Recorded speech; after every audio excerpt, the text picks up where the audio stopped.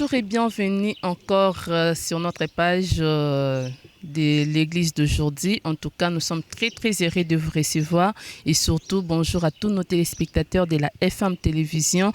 Comme chaque semaine, vous êtes là à ces rendez-vous sacrés où nous recevons pour vous les hommes de Dieu. Quand on parle des hommes de Dieu, ce sont des serviteurs, des pasteurs, des chantres, tout celui qui est appelé à servir dans les ministères, dans les cadres de l'église. En tout cas, nous les recevons pour savoir c'est quoi l'église d'aujourd'hui, où nous sommes avec l'église d'aujourd'hui et comment marche l'église d'aujourd'hui. En tout cas, nous sommes très heureux que vous puissiez nous suivre encore aujourd'hui et savoir ce qui se passe dans l'église et aussi surtout ce qui donne en fait les services de Dieu. En tout cas, je ne suis pas seule sur ces plateaux. Comme chaque fois que nous sommes là dans le cadre de l'église d'aujourd'hui, nous recevons pour vous aujourd'hui pasteur Jonathan Sangou, qui est pasteur de la communauté Cité de Paix du ministère des Envoyés du Christ. Donc, les Envoyés du Christ, Jonathan Sangou, ministre. Mais il n'est pas seulement pasteur, il est aussi le président fondateur de la fondation Jonathan Sangou. Donc, vous allez l'écouter et vous allez savoir de quoi nous allons parler aujourd'hui et aussi qu'est-ce qu'un ministère. Donc, le pasteur, c'est comment un pasteur peut évoluer dans l'église et qu'est-ce qu'un pasteur doit faire dans l'église et dans la vie privée. Bonjour pasteur. Bonjour Maman Gloria. Rappelons que vous êtes pasteur et aussi président fondateur de la fondation Jonathan Sangou, c'est INASBEL. Est-ce qu'on peut un peu savoir votre parcours, nous parler exactement de vous, comment vous avez commencé votre ministère, où vous en êtes et aussi comment vous êtes devenu président d'une fondation? Merci beaucoup Maman Gloria. C'est une opportunité pour moi, une occasion même de vous remercier d'abord d'avoir pensé à nous. Mon histoire est longue, mais je ne saurais peut-être pas l'étaler en tous les détails. Je ne saurais peut-être pas, mais au moins les grandes lignes, je peux vous les rencontrer. En fait, je suis né à un papa militaire. De l'époque, il était gendarme, papa Chibambengoyi, avec une maman qui s'appelle Maman Songo Amba Christine. Je suis né à Mbandaka. Ça ne vaut pas la peine peut-être de parler de la date, mais je suis né à Mbandaka. Ici, nous sommes venus quand j'étais vraiment enfant. Le Seigneur m'a appelé, j'ai commencé à servir Dieu depuis mon enfance à l'aumônerie protestante de la police nationale congolaise. Tous ceux qui parlent de l'église Michoni. Donc je suis d'origine protestante de l'aumônerie. Par là, j'ai servi le Seigneur depuis mon enfance. Quand je parle de l'enfance, c'est-à-dire j'ai commencé comme tout enfant qui pourrait commencer l'œuvre de Dieu. C'est-à-dire, s'il faut parler de la chorale, j'ai chanté à des chorales pépinières de Jésus. J'ai chanté dans plusieurs chorales, grand groupe de l'Étoile. Je suis allé, j'ai fait même un mouvement scoutisme dénommé Unité Maranatha. C'est là où je fus encore responsable de ces mouvements scoutisme. Ça, nous sommes encore à l'église protestante. Au fil du temps, le Seigneur avait voulu que nous puissions nous lancer dans les bains du ministère. Tout en étant à l'église protestante, j'avais eu des visions dont j'avais partagé avec mon encadreur, paix à son âme, notre papa Tadi Diangolo. J'ai partagé avec lui les visions que j'avais vues. C'est alors que, à part lui-même, il y a eu encore beaucoup d'autres personnes qui prophétisaient sur nous ou sur moi, qui me disaient que le Seigneur t'a appelé pour le servir. Et bon, comprenez qu'avec les mouvements d'enfance, parfois on avait des doutes, on ne croyait pas. Mais au fur et à mesure, nous avons grandi. À un moment donné, le goût du ministère certainement était entré. Et j'étais beaucoup plus attiré par, je n'oublie pas, par l'homme de Dieu, Coutinho Fernando. Quand il parlait beaucoup plus de l'onction, il dégageait, il faisait les choses. Alors moi, j'étais vraiment très content. Quand je voyais les hommes de Dieu en train de prêcher, en train de présenter Dieu et tout ça, j'étais content. C'est après une période que je m'étais 100% lancé à l'église des réveils. Arrivé à l'église des réveils, nous nous sommes réunis, comprenez que nous étions 7 pasteurs. Nous nous sommes rencontrés, nous nous sommes dit que nous devons servir Dieu ensemble. Et nous avons fait la première église que nous avions fait, ça s'appelait Les Jourdains. C'est là où nous avons commencé à prêcher, à faire tout. Je vous informe que j'ai prêché partout.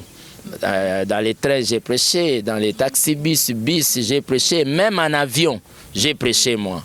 Donc, le Seigneur m'avait vraiment transporté jusqu'à ce que le Seigneur m'avait maintenant mis à cœur que je puisse faire mon propre ministère, qui s'appelait Ministère des Envoyés du Christ. Déjà, il se peut que vous pouvez avoir une question là-dessus. Déjà, j'anticipe déjà votre question pour vous dire qu'un ministère, ce n'est qu'un organe de formation des disciples de Dieu.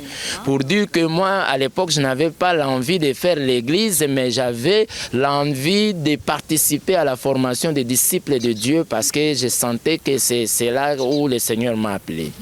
Quelques années plus tard, le Seigneur a permis que nous puissions nous rencontrer avec les représentants de la communauté Cité de Paix. C'était à travers un séminaire où il était venu, il était invité. Et quand il nous a vus, il m'a vu. Tout d'un coup, le Seigneur lui a parlé, il se présente auprès de moi comme quelqu'un qui est comme une provision de mon ministère. Avec ce langage, j'étais vraiment attiré. Il m'a appelé, il m'a dit que le Seigneur ne veut pas que tu puisses travailler de manière isolée, il faut que tu sois aussi encadré et suivi. Pour moi, c'était vraiment des intérêts. C'est alors que j'avais accepté de venir adhérer à la communauté Cité de Paix et jusqu'à aujourd'hui, je suis pasteur. En tout cas, merci beaucoup, pasteur. Vous nous avez parlé de votre parcours, mais quand même, je veux aussi vous ramasser comme vous avez anticipé une de mes questions. Je pose aussi une autre question. Vous avez dit, quand vous avez commencé le ministère, vous étiez à 7.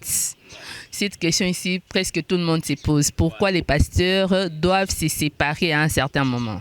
Ah oui, merci. Ça, c'est une très très bonne question. Pourquoi les pasteurs doivent se séparer? Vous savez que dans la vie, il n'y a pas 2, 3 visionnaires. Chaque personne, quand elle vient dans une affaire, quand elle vient se lancer au ministère, retenez bien que chaque personne a une vision particulière, une mission particulière que le Seigneur lui a donnée. Et étant humain, celui-là a sa vision, moi j'ai ma vision, l'autre a sa vision. Même si nous voulons mettre cela, que nous puissions marcher ensemble, il faut une seule condition.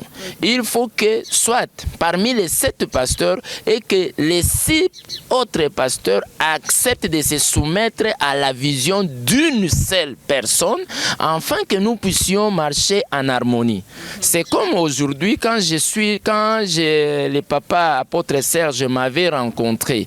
Il fallait que j'accepte, tout en étant pasteur, tout en étant la vision que j'ai. Il m'a présenté sa vision, j'ai trouvé que c'est intéressant, ça ne me met pas en dehors de la vision du Christ. Alors j'ai dit, je respecte la notion du temps parce que chaque chose a son temps, donc j'ai compris que le Seigneur m'a envoyé dans sa communauté pour que je puisse travailler comme fils. D'où je dois mettre ce que moi j'ai, je dois mettre un peu de pause et puis respecter les conditions et les règlements tels que le Seigneur lui a donné. Ok. En tout cas, merci beaucoup, pasteur. Vous avez dit s'il faut marcher ensemble avec d'autres pasteurs, il faudrait qu'il y ait une seule vision. Donc, c'est ce qu'on trouve que non, peut-être c'est difficile à d'autres pasteurs d'adhérer à la vision des autres personnes. Donc, mais oui, c'est difficile parce que avant d'adhérer, tu dois d'abord accepter. Chaque vision a ses principes, a des règlements intérieurs, a son statut. Donc, vous ne pouvez pas accepter. Ah, même sa foi. Vous adhérez dans une vision dont vous ne partagez pas la même foi. Déjà, ça, c'est une grande problématique. Ok, déjà, ça nous montre quand vous travaillez donc vous êtes le fils de notre Père qui vous a pris sous son aile. Donc, ça montre déjà que vous pouvez adhérer à une autre vision, bien que ça ne soit pas... Oui, c'est possible d'adhérer dans une autre vision, mais il faut que cette vision se cadre avec les orientations dont le Seigneur vous a données pour pour son œuvre. Ouais. Merci beaucoup, pasteur. Avant de continuer avec les questions liées au ministère du pastorat, nous allons quand même savoir, nous voulons savoir qu'est-ce qui vous a motivé à créer une fondation. Merci beaucoup, Madame Gloria. Ce qui m'a motivé à créer une fondation, d'abord, je vous dirais que ma vie est tellement trop compliquée. Je suis né, je viens déjà de vous les présenter comment je suis né. Mon papa et ma maman n'avaient pas un peu de sous, ils n'avaient pas beaucoup de moyens. Le Seigneur a fait en sorte que moi, que je vous parle, même pour arriver à l'école, c'était tout un problème. Pourquoi? Parce que mes parents n'avaient pas trop de moyens de nous supporter aux études et puis à prendre même en charge tous les autres besoins nécessaires. Mais le Seigneur, par son amour, avait voulu, il m'a montré beaucoup de travail. Je vous informe que maman, je connais beaucoup de choses à faire. Donc, sur base des recherches de la vie, moi-même, je m'étais décidé, il faut que j'étudie. Je m'étais dit, quand je voyais les autres émerger, quand je voyais les autres avancer, moi je m'étais dit que ces gens-là ne sont pas différents que moi. Tous les enfants qui allaient à l'école, tous les enfants qui fréquentaient l'université, moi je m'étais lancé le défi de dire qu'ils ne sont pas différents de moi. Même si les parents ont des moyens ou qu'ils n'aient pas de moyens, je m'étais décidé de faire les études comme il faut. Tellement que le Seigneur était derrière mon envie, le Seigneur, vraiment, il m'avait soutenu. Je vous informe déjà que je fus un vendeur ambulant. Je connais bien Kinshasa. Donc, petit coin, bien ou bien. Parce que tout en étant vendeur, comprenez, avec les amis, là, ils se promènent ça et là, partout là. Moi, j'ai fait comme eux. Vous connaissez les 24 communes, coin, parce que na tambola na tembe. Il y a grave. Okay. Donc, sur base nango, mais je m'étais décidé, il faut que j'étudie. Le Seigneur a permis que je puisse aller entrer dans... j'ai terminé l'école primaire, j'ai terminé l'école secondaire, humanité, j'ai décroché mon diplôme aux humanités commerciales. C'est alors que je suis allé maintenant à l'Institut supérieur du travail social qui se situe aujourd'hui à Kitambo Magasin. Pour votre information, j'ai quitté ma tête jusqu'au magasin, aller-retour à pied. Parce que j'aimais les études. C'est là où j'ai fait le travail social. J'ai appris cela à l'université. Donc, vous allez voir que dans ma fondation, nous prenons ce que nous appelons le renforcement des capacités aux personnes vivant en situation difficile, les enfants et les jeunes en particulier. Donc, tout en étant éducateur social spécialisé en formation dans cette école-là, c'était une des motivations. Et quand j'avais créé aussi cette fondation, l'appariteur de la même institution-là, il était devenu membre président du conseil d'administration de mon ONG. À l'époque, ça s'appelait ARCJ, qui signifiait Action pour le renforcement des capacités aux enfants et autres jeunes. C'est alors que les motivations étaient vraiment encore renforcées jusqu'aujourd'hui. L'ARCJ, ou l'Action pour le renforcement des capacités aux enfants et autres jeunes, s'est transformée aujourd'hui en une fondation dénommée Fondation Jonathan Sangou. D'accord, pasteur. Est-ce que nous pouvons savoir votre fondation se base surtout sur quoi? Est-ce que vous avez les financements ou bien donc vous êtes vous-même les fondateurs et les premiers actionnaires de la fondation? Votre dernier mot, c'est la première réponse que je vous donne. D'abord, dans ma fondation, je suis le premier actionnaire pour que cela aille. Pourquoi je l'ai confirmé? Parce que nous sommes Congolais. D'une manière générale, moi j'ai compris que au Congo, nous n'avons pas une culture associative. Okay. Une fois que vous créez une association comme celle-ci, la plupart des cas, tous ceux qui vous suivent, ils vous suivent avec l'idée de boss, président, tout ça. Même les principes qui relient une fondation, qui dit que chaque membre, toutes les fondations, tous les aspects fonctionnent que sur les cotisations des membres. Mais vous allez constater qu'il y a même difficile que les membres qui vous ont suivi pour qu'ils contribuent régulièrement et puis qu'ils soient à la page. Alors si vous-même, vous ne vous mettez pas, si vous-même, vous ne motivez pas les choses, maman, je vous dis la vérité, ça ne va pas marcher, surtout chez nous au Congo. En tout cas, d'accord, surtout merci pour la vision, parce que vous êtes là pour les peuples, pour les enfants, surtout qui sont dans des situations difficiles, mais quand même, nous voulons savoir, peuple congolais, pour nani pasteur, ce cas la qui a le but que notre Dieu m'a appelé directement, considérer que Moussalate, il préfère rester pasteur, donc Atikali n'est pasteur kaka. Je ne sais pas si vous me comprenez. Donc, donc Atikali pasteur. Est-ce que cause pasteur et pékis que ça musala? Maman, na déjà pour na kota na réponse na yo malamu, je vous dirais que au moins ces comportements là, je crois que c'était des comportements qui régnaient à l'époque. Okay. De nos jours ici, je ne pense pas que les genres de pasteurs sont nombreux. Okay. Je ne pense pas, parce que je prends l'exemple de moi-même. Si je n'étais pas manager tel que je suis, manager, parce qu'en plus du travail social, j'ai fait aussi le management des projets. Okay. C'est là où j'ai compris que tu peux être pasteur, mais tu dois avoir ton travail à toi. Pourquoi? Ça vous écarte de beaucoup de choses. Okay. Ça vous écarte même de la marginalité. Je suis dans une communauté. Okay. Je suis dans une communauté, je ne suis pas seul. Nous sommes nombreux. Voyez un peu? Et ça, je me pointe même la poitrine, j'ai dit ça. Depuis mon arrivée dans cette communauté, je ne me suis jamais présenté comme un mendiant. Okay. Je me donne moi-même de la valeur. Que j'aille quelque chose ou que je n'aille pas. Je ne me présente pas comme celui... Moi, je viens servir Dieu. Et Dieu, on le sert avec ce que toi tu as.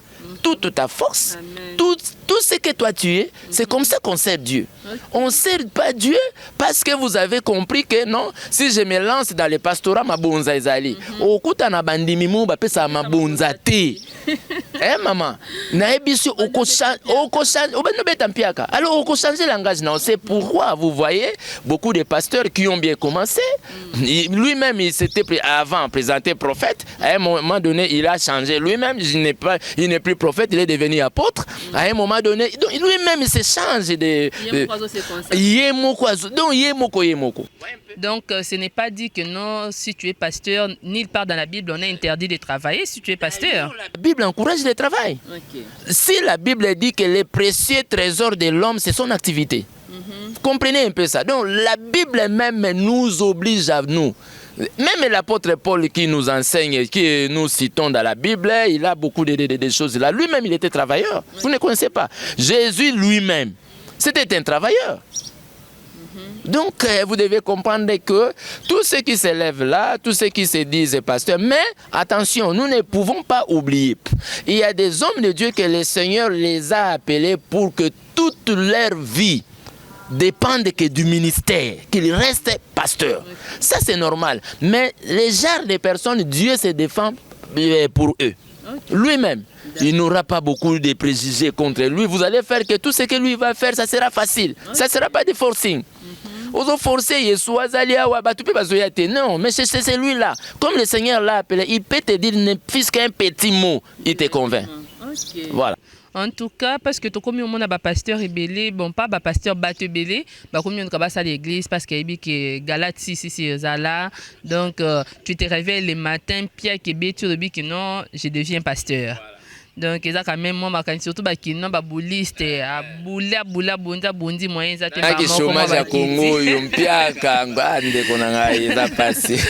donc c'est un peu ça, mais aussi autre chose auto remarqué parmi les serviteurs de Dieu. Bon tout bien en orgueil quand même, excusez-moi pour les termes, mais pasteur comité mais ça dadi moi orgueil moko ya et comme ya to bingi na téléphone boyala que ça que bon je peux te répondre quand je vais, je peux et ça ni nakatia basali nzambe parce que tokyo benga msoso un problème même se poser un problème c'est juste pour la salutation. Mais à cette question ma sœur, Jésus nous a promis, il avait dit que dans les temps que nous sommes aujourd'hui, il y aura des vrais et des faux. beaucoup de faux vont se présenter en vrai. Mais c'est-à-dire, si quelqu'un qui n'a pas été appelé et qu'il se transforme en pasteur, comprenez que vous puissiez voir tous ces comportements. C'est tout à fait normal. Mais comment faire la différence entre les vrais et les faux? Oh, pasteur, parce que Mikolo, yo. Ah ouais, en tout cas, j'allais arriver là. Par leur manière de faire. Mikolo, simplement. Partout. Par leur manière de faire. Ok. Vous savez que si tu penses que tu es vrai, tu n'as pas à discuter avec l'autre pasteur. Tu dois faire la mission que le Seigneur t'a recommandée. Ok. Si tu penses que tu es dans les vrais, tu es vrai, fais les choses vraies. Ok. Vous savez que dans la vie, dans cette vie ministérielle, moi je suis dans une communauté, cette communauté m'a beaucoup enseigné. Ok. Avec les différentes personnes dont nous avons rencontré. Vous savez que vous pouvez rencontrer un groupe où on vous préjuge dans des choses dont vous ne connaissez rien. Mais on vous préjuge. Même si les gens voient la main de Dieu, les gens sont prêts à fuir, donc à oublier tout ce que le Seigneur continue à faire de vous, mais ils veulent seulement citer votre nom dans les mal. Comprenez un peu. Donc, la seule manière de savoir les vrais et les faux, c'est par leur manière de faire les choses. D'accord, pasteur, mais on a vu les disciples qui travaillaient ensemble, les pasteurs qui travaillaient ensemble, c'était pourquoi? Non, disciples, non, ce qu'on va passer travailler ensemble. Bon, la plupart des cas, c'est comme si vous allez même contredire mon appartenance à la communauté. Parce que si j'ai accepté de travailler à la communauté, ça veut dire que j'ai accepté un travail d'ensemble, tout en étant pasteur. Vous voyez un peu, je ne suis pas seul. Je ne suis pas la seule personne à avoir les monopoles ou la connaissance. Non, pour dire que mes amis pasteurs ont aussi la connaissance, moi aussi j'ai. Et puis nous prophétisons à partie.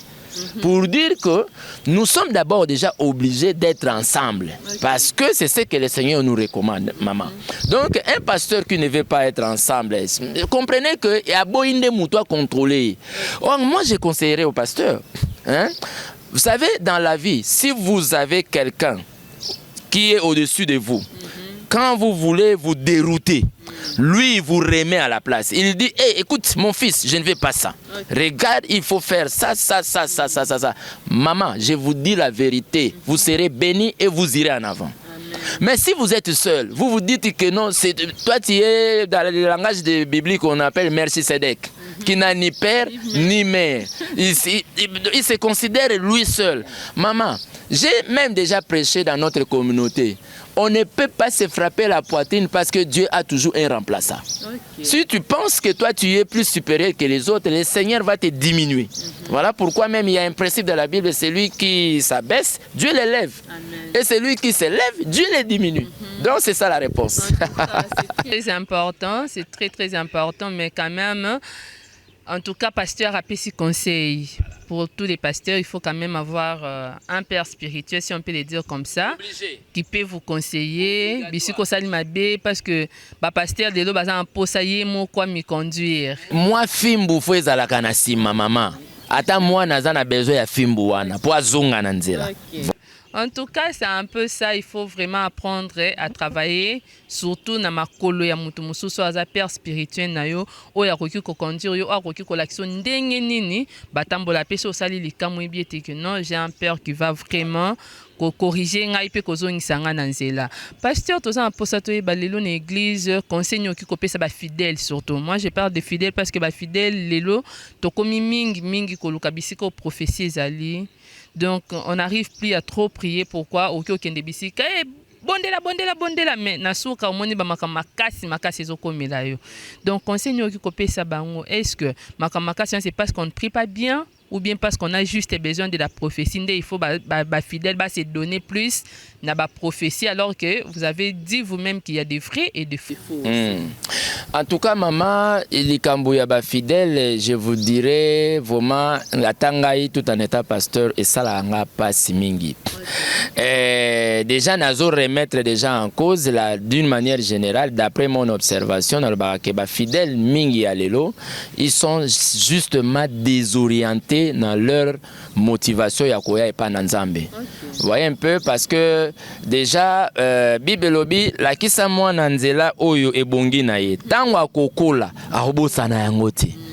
Si je parle ce que j'ai dit aujourd'hui, c'est parce que j'ai été formé depuis mon enfance. Depuis yango, na obosana makambo balakisanga te. Même soko yelinga intérêt à ndengeni, moi je suis prêt à se séparer avec tout le monde, sauf personne à cause il y a vérité. Vous voyez un peu? Quelque chose que j'ai dit, je trouve que ça, ce n'est pas dans le bon chemin. Je n'accepte pas. Alors pour ces fidèles-là, que Ozobi Sangai, fidèles, la prophétie, pourquoi? Ils sont déjà d'abord mal orientés, mal enseignés. Nous ne suivons pas le Seigneur pour la prophétie. De toutes les façons, la prophétie nous aide à connaître, nous aide aussi à nous guide, nous protège même. Mais un fidèle ne peut pas se contenter qu'à la prophétie. Tout ça, ça passera, mais la parole, la vraie parole qui vous dit que regarde ma soeur, regarde mon frère, voilà ce qu'il faut faire, voilà ce qu'il ne faut pas faire. C'est ce que les fidèles devraient se contenter avec. Aux hommes, comportement des fidèles, wana, ya lelo. Yango salut que.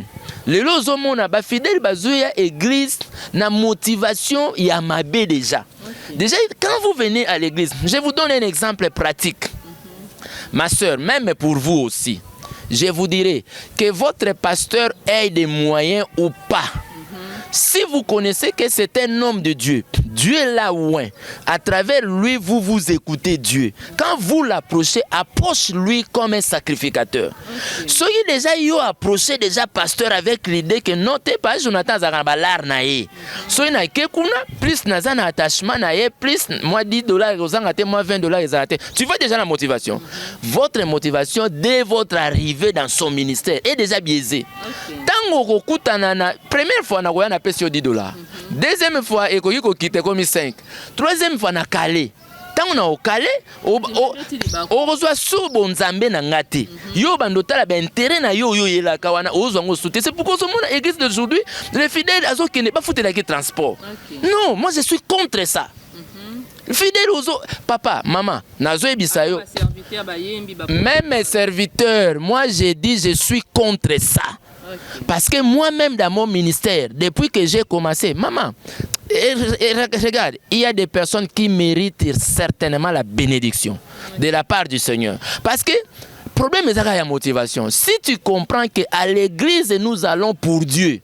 Vous savez que nous, à l'époque, à l'église protestante, je n'ai jamais appris où est-ce qu'on paye pour même les serviteurs transport. Naïbi que grande autorité, pour les réseaux, ils sont peut-être obligés à travers bien l'église, quelque sorte en charge parce qu'ils se sont consacrés toute leur vie. Justement, ça c'est normal, mais ce n'est pas tout le monde. Vous voyez un peu? Alors, au moins que même dans le niveau, et comité na fidèle. Moi j'ai rencontré, tu sais, à l'église nous avons que des genres de fidèles qui rendent l'église malade. Demandez-moi, ce sont quels genres de fidèles? Les musiciens et les techniciens. Ça c'est d'après mon expérience. Ah, voilà, mais moi le Seigneur m'a appelé au ministère de la parole. Le Seigneur dit ceci, vous l'avez reçu gratuitement, donné aussi quoi? Gratuitement. Si le Seigneur m'a appelé dans les dons, il m'a donné les dons de chanter. Si je vais chanter pour le Seigneur, je vais le faire comment? Gratuitement. Parce que le Seigneur m'a donné ça comme don. Et il me l'a donné pour l'église. Mais où est-ce qu'il y a transport? Tu sers Dieu. Transport, réponds-moi un peu. Transport,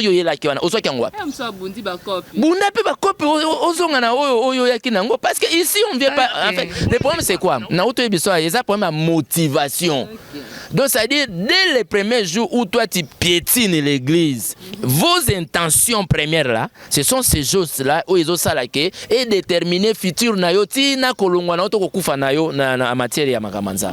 Voilà. Donc si vous nous voyez comme ça, parce que nous avons compris. Écoute, je viens d'être secrétaire général dans ma communauté.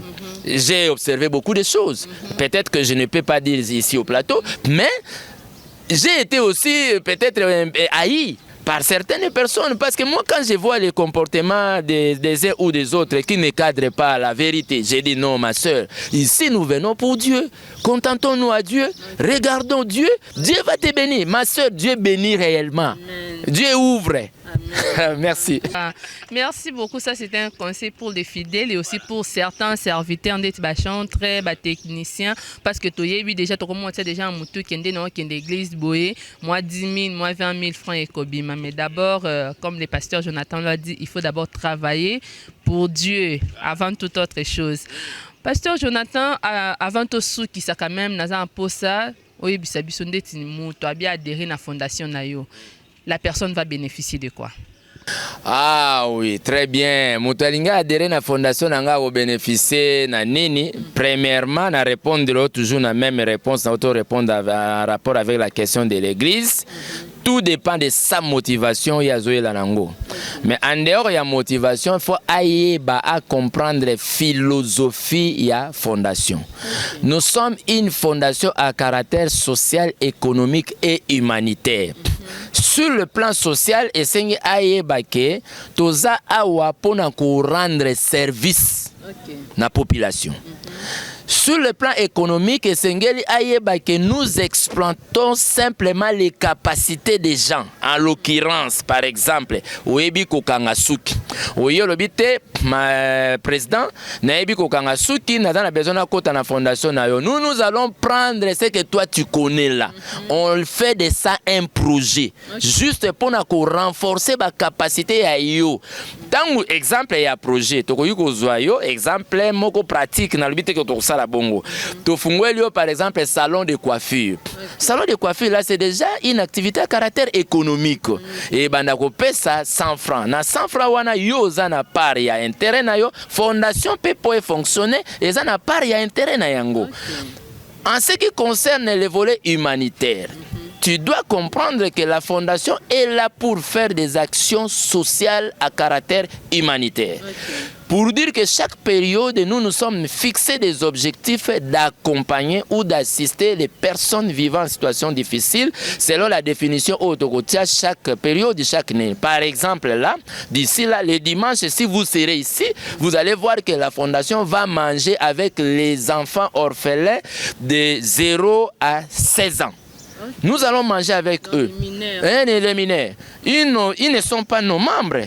Bazana bango bana mais fondation c'est libango projet le bité na cadre ya ko partager amour to zanango bobeng c'est la biso bana na ba mona peke bazala ka bango mon côté ya kufela papa kufela maman mais nous sommes devenus leur papa, nous sommes devenus leur maman. Nous partageons un peu de sous que nous avons avec eux. La même chose est pour les veuves par exemple. Le 8 mars passé, nous avons donné plus de 1700 pagnes à 1700 veuves. Je sais que vous n'étiez pas là, mais peut-être les 8 mars, donc, pour nous, ce veuve-là, et puis tant que tu as la veuve, tu as la vraie veuve, pour mon une bonne jeune fille, Aya se présenter au papa. Non, à sa veuve, nous avons défini les catégories de veuves que nous devons assister. Nous avons dit une vraie veuve. Eh maman, imaginez un dengo zaliwano singa non. Talent déjà musalo zo sala, ko ko zala veuve, mais talent musalo zo sala. Ah, zo sala bon, ko zo mbonte.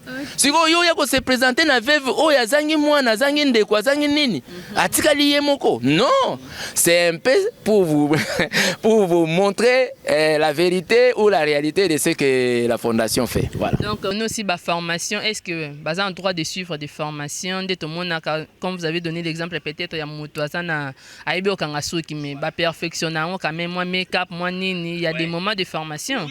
Oui, nous organisons beaucoup de choses. D'abord pour votre information, et si quand toujours passé émission, cet endroit est acheté pour la fondation. Naïbi que ça peut être combattu d'une manière parce que moni bato bawele la bon surtout makamba mapangu, je comprends.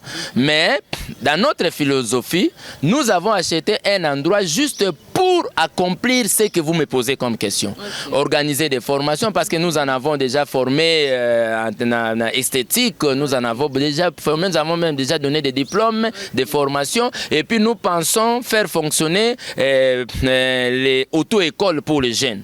Vous voyez un peu, nous pensons aussi faire fonctionner beaucoup de choses et toujours ici, nous sommes en train de construire ça en étage. Chaque appartement aura une... Ok.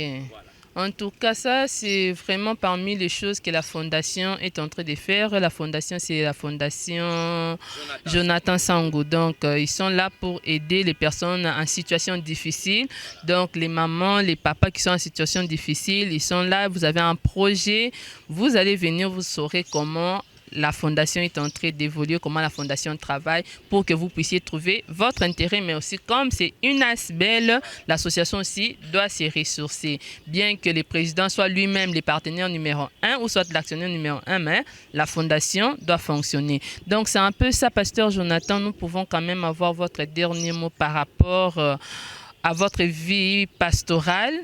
Qu'est-ce que vous pouvez conseiller comme pasteur à d'autres serviteurs de Dieu aujourd'hui et aussi en tant que président de la Fondation, donc votre deuxième mot en tant que fondation, en tant que président plutôt de la Fondation Jonathan Sangou, qu'est-ce que vous pouvez dire à la population quinoise? Merci beaucoup à vous tous qui me suivez. En rapport d'abord avec mon ministère, je remercie toujours le Seigneur parce que je suis appelé au ministère, ce n'était pas moi. Mais le Seigneur l'a voulu que cela soit comme ça. Dans mon parcours ministériel, j'ai connu beaucoup de choses, mais je comprends que tout ce qui arrive, c'est une histoire. Le Seigneur l'a permis que cela soit comme tel. Tout celui qui peut me rejoindre ou celui qui veut bénéficier d'une grâce d'origine céleste qui vient de moi. Je suis fils de la communauté Cité de Paix. Mon père, c'est l'apôtre Serge Lukanga. Vous venez sur l'avenue Funa, numéro 1. Là, vous allez demander l'église Cité de Paix. Vous allez voir votre serviteur, ou moi, j'aime peut-être pas dire votre serviteur, aime les serviteurs de l'Éternel, mais votre frère. Pasteur Jonathan Sangou, je suis là. Pour tous les autres pasteurs, tous les autres serviteurs et servantes qui me suivent à ce moment, je vous donne simplement un petit conseil. Nous sommes appelés pour servir Dieu et non les hommes. Et si nous servons Dieu, je vous dis la vérité, ce Dieu-là nous récompensera toujours. Dans toutes les circonstances, même si vous avez une histoire compliquée, même si les gens ne vous croient pas, et ce qui est vrai aussi, nous ne sommes pas aussi obligés d'être crus par tout le monde. Ceux qui vont nous croire, c'est ceux qui croient à notre appel, à notre conviction, à notre ministère, à notre mission sur la terre pour l'évangile. Concernant la Fondation Jonathan Sangou, elle est là, elle est ouverte pour toutes les personnes qui pensent travailler en faveur d'autres personnes. Nous sommes là, nous exploitons simplement les capacités, mais un message que nous demandons surtout aux autorités de notre pays, en commençant déjà par lui-même, son Excellence, Monsieur le Président de la République, Fatou Béton. Nous vous demandons qu'une fois que vous avez peut-être eu l'opportunité de nous suivre, la Fondation Jonathan Sangou est ouverte pour contribuer aussi au développement de la République démocratique du Congo dans son ensemble, mais Kinshasa en particulier. Là, je profite aussi pour descendre au ministre, au gouverneur de la ville, pourquoi pas même à ma commune, pour que vous puissiez voir ce que nous sommes en train de faire, et que si vous nous soutenez, si vous nous boostez, si vous nous encouragez, ce travail sera aussi bénéfique pour l'ensemble de nos populations, de nos communautés, et la communauté sera là, et nous pouvons même nous frapper la poitrine étant Congolais, et nous sommes fiers d'être Congolais. En tout cas, merci beaucoup. C'était là le message de Pasteur Jonathan. Merci beaucoup, Pasteur Jonathan, d'avoir été l'invité d'aujourd'hui dans notre émission L'Église d'aujourd'hui. En tout cas, nous sommes très, très heureux de vous recevoir. Et aussi, j'espère que vous, chers téléspectateurs, vous êtes très heureux. Vous avez compris les messages de Pasteur Jonathan qui a non seulement édifié le peuple de Dieu, mais aussi les serviteurs de Dieu et a encouragé aussi la population des Matete, surtout en particulier, mais de Kinshasa en général, parce que la fondation, c'est pour tout Kinshasa quand même. Donc, c'est un peu ça. Merci beaucoup de nous rester fidèles sur notre chaîne FM Télévision. Merci de nous avoir suivis jusqu'à la fin. En tout cas, nous sommes très, très heureux de vous accompagner, surtout pendant ces moments des émissions. Notre chaîne est là pour vous accompagner dans tous ces programmes. Mais aussi, vous allez suivre encore cette émission sur la chaîne YouTube. Tapez juste Fondation Maloua ou encore sur Facebook.